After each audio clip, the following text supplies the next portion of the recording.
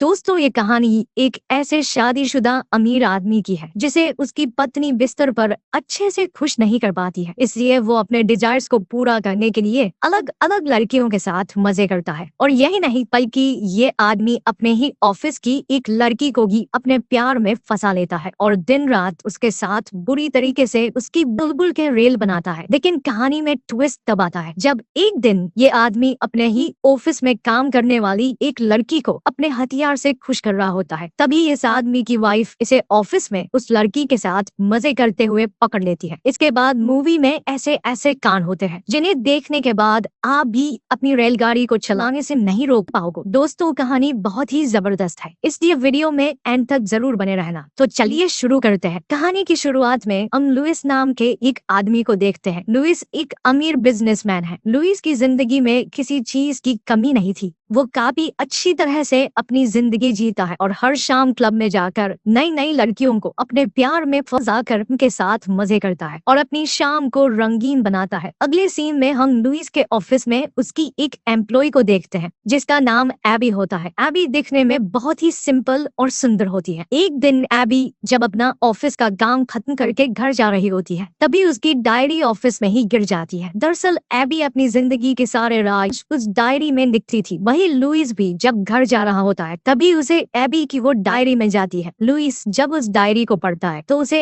AB के अंदर के सारे राज पता चल जाते हैं। दरअसल एबी दिखने में जितनी सिंपल होती है उससे ज्यादा उसकी बुलबुल गर्म थी और वो रोजाना अपने हाथों से अपनी बुलबुल की गर्मी को ठंडा करती है। ये सब देखकर लुइस अब किसी भी तरह एबी को अपने प्यार में फंसाकर उसकी छोटी सी बुलबुल को अपने बड़े चेतन से मिलाना चाहता है। वहीं अगले दिन लुइस जब अपने ऑफिस में जाता है तो वो वहाँ भी एबी के बारे में सोचता है और उससे बात करने के लिए जाता है। लुइस एबी की खूबसूरती की तारीफ करता है और उसे आज रात अपने साथ डिनर पर चलने के लिए कहता है, लेकिन एबी लुइस को उसकी इस बात का कोई जवाब नहीं देती है। लुइस की बात सुनकर एबी को लगता है लुइस उसे पसंद करता है, इसलिए वो उसके साथ डेट पर जाना चाहता है। वहीं अब रात के समय एबी जब अपना काम खत्म करके ऑफिस से घर जाने लगती है, तभी लुइस उसे रोक लेता है और बातें करते करते एबी को गर्म कर देता है। इससे एबी भी अपने आप पर कंट्रोल नहीं कर पाती है। ये देखकर लुइस बुरी तरीके से एबी की बुलबुल के मजे लेता है और उसे पूरी तरह से खुश कर देता है। वहीं अब इसी तरह से ये सिलसिला काफी दिनों तक चलता है। लुइस को जब भी मौका मिलता है वो दिन रात एबी के साथ मजे करता है। एबी को भी अब लगने लगा था लुइस सच में उससे प्यार करता है। इसी तरह से कुछ दिन बीत जाते हैं। लुइस और एबी अब काफी करीब आ चुके थे, लेकिन कहानी में ट्विस्ट तब आता है जब एक दिन लुइस की मंगेतर सोफी ऑफिस में लुइस से मिलने के लिए आती है। दरअसल लुइस और सोफी की शादी होने वाली है, लेकिन लुइस ने इस बारे में एबी को कुछ नहीं बताया था। वही सोफी सीधा लुइस से मिलने के लिए उसके केबिन में जाती है। सोफी ने काफी दिनों से लुइस के हथियार के मजे नहीं लिए थे, इसलिए वो लुइस को गर्म करके उसके साथ मजे करने लगती है। लुइस भी इसमें सोफी का पूरा साथ देता है। वो दोनों जब ये सब कर रहे होते हैं तभी एबी भी बाहर से उन्हें देख लेती है। लुइस को सोफी के साथ देखकर एबी को बिल्कुल भी अच्छा नहीं लगता है। वही रात के समय एबी लुइस के पास जाती है और उससे पूछती है, क्या तुम सच में मुझसे प्यार करते हो? लेकिन लुइस एबी को उसकी इस बात का अच्छे से जवाब नहीं दे पाता है। इससे एबी को समझ आ जाता है लुइस बस उसके साथ टाइम पास कर रहा है और उसे बस उसकी बुलबुल की गर्मी को शांत करने में मजा आता है। अगले दिन लुइस के घर सोफी की बहन और उसका हस्बैंड आता है, जहाँ वो सभी लोग साथ बैठकर डिनर करते हैं और साथ ही वो आपस में बहुत सारी बातें करते हैं। सोफी की सिस्टर सोफी और लुइस को उनके साथ आज रात मजे करने के लिए कहती है ताकि वो चारों लोग एक साथ टपाटप कर सके, लेकिन लुइस उन्हें ऐसा करने से मना कर देता है। रात के समय लुइस फिर से